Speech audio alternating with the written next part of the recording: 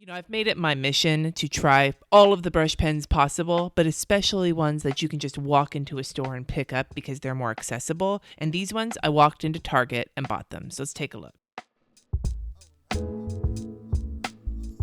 Hi everybody, today I am taking a look at the handmade modern brush markers from Target. Now, I bought these there, I accidentally ripped the packaging. Like I said, I want to find markers that are accessible. Like, not everybody has access to a Michaels, not everybody has access to a Target, but chances are you might, and I want to know whether or not you can find brush pens that are usable. I tried the UB brush markers that they sell at Target, I'll link that in the cards, and spoiler alert, oh my God, that was a disaster. The Pentel brush pens are often available at Target. They're also $20 at least, if you can find them. Then there's the Crayoligraphy ones, which show up every once in a while, and I feel like are a little overpriced for what you get. But I have all these videos. You can go watch them and see my opinions on them. But these ones are a brand that it's in like Target's craft section, and they don't just have these brush markers. They have paint pens, they've got glitter markers, they've got all sorts of things in this line.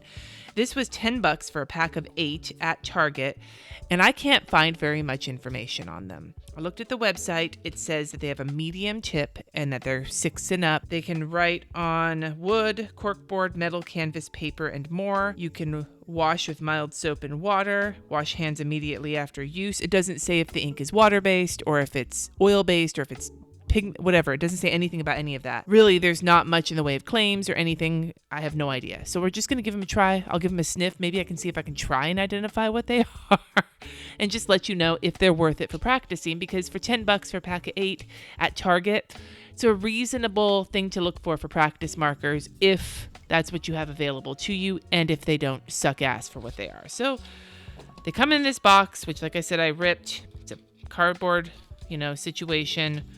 Has some pictures on the back. I think they're marketed towards kids, not adults. So there is that. It comes with 8 colors, standard arrangement, red, orange, yellow, green, blue. I think that's purple, gray, and black. So it's a standard arrangement, and what they look like is kind of a knockoff of like the Kelly Creates brush pens. I mean, not all exactly the same colors, but like, see how they look very similar, just in size and everything else. Just pointing that out. Like, I'm not saying that they are a knockoff. I'm just saying that's what they remind me of.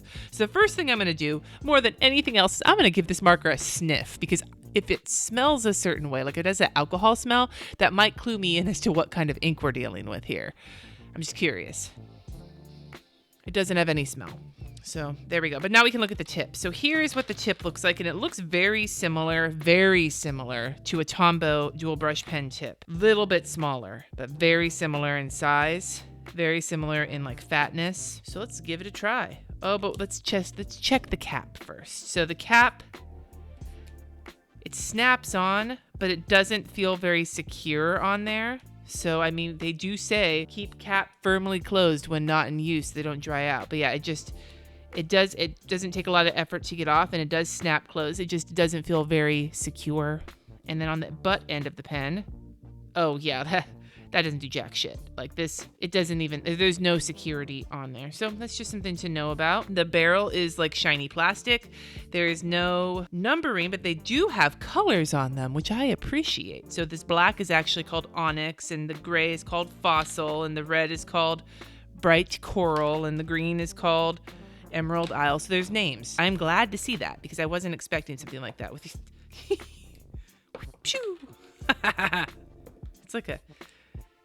It's like a game. I don't even have to touch it. Okay. So a little bit short, and you can't stick, like I wouldn't keep the cap on the end because it would just be flimsy. So that's something to know, especially if you're like me and you have kind of a tight grip because you're tendonitis. So let's see how the nib feels.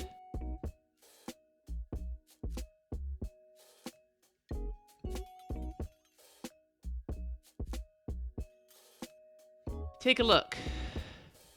The nib is already splitting a little bit at the end. If you can see that there, like it's not completely solid. Just, that's disappointing. I wanted to point that out. Let me see if it happens with any of the other colors. There's something else happening here too. Look at this pen. See how the nib is starting to come out? Like it's not, like I was noticing when I wrote with this that I pressed down and it felt really secure, but I'm pressing down with this one and it feels like the nib is going to come out. You can see here, if you look right up close, that the nib is not securely in the thing. So I'm going to see if I can push it in there and get my hands all fucking gross. Okay, I just pushed it in. Well, that feels better, but now it's coming out again. Look at that.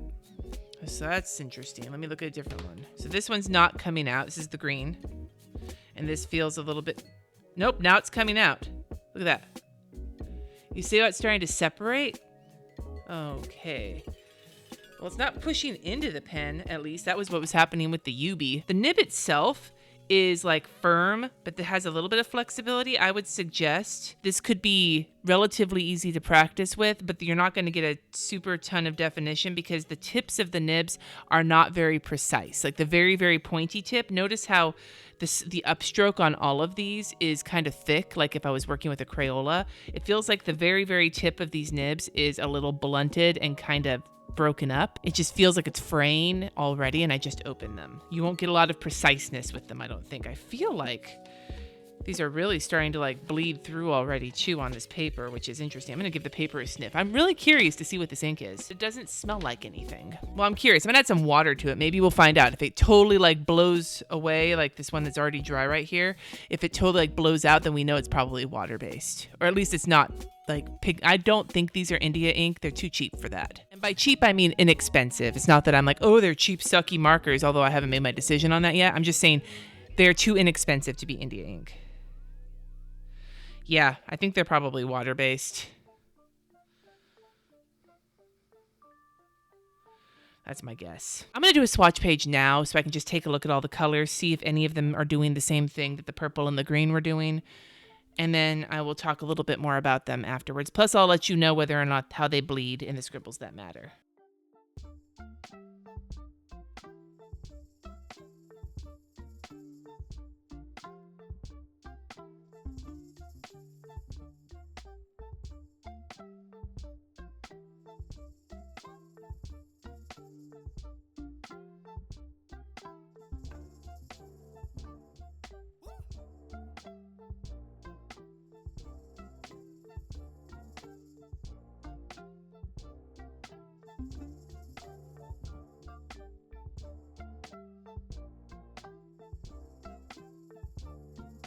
All right, so here's my swatches, and I've got some thoughts. First of all, I feel like how the tip performs is inconsistent from pen to pen. Some of the pens seem to perform okay, like the lemon zest seemed to perform okay, and so did the carrot orange and the fossil. The blue, the green, and the pink all seem to have like already fraying tips, and the pink and the green were the only two whose nib was seeming to come loose the way I showed you earlier. They all have a similar feeling, but they all perform differently. The quality is different with each of them. I will say these colors are very bright. Like they do market these to kids, and I think these are very kid-friendly colors in how bright they are. I think that they are more saturated than some of the other brush pens I've tried recently. But yeah, they're very pretty.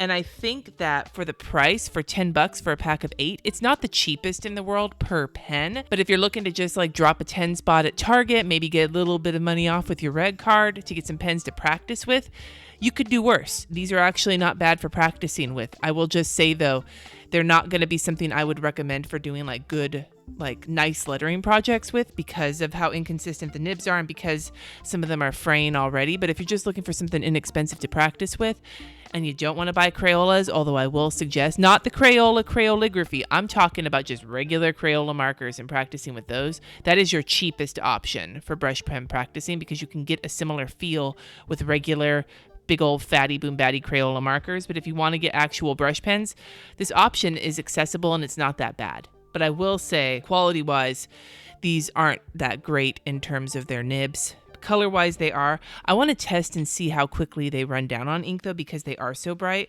And I will also note that they do bleed. Like this is not planner friendly. They lay down very wet. And so I'm curious to see, do you guys remember the Sharpie video when I like noticed that the Sharpies that laid down super wet after like 3 or 4 words were drying out? So I'm going to see if they do the same thing here, because I'm curious. Let's take one of the ones that did not have a shitty nib. That's also bright. We'll take the orange. Carrot orange.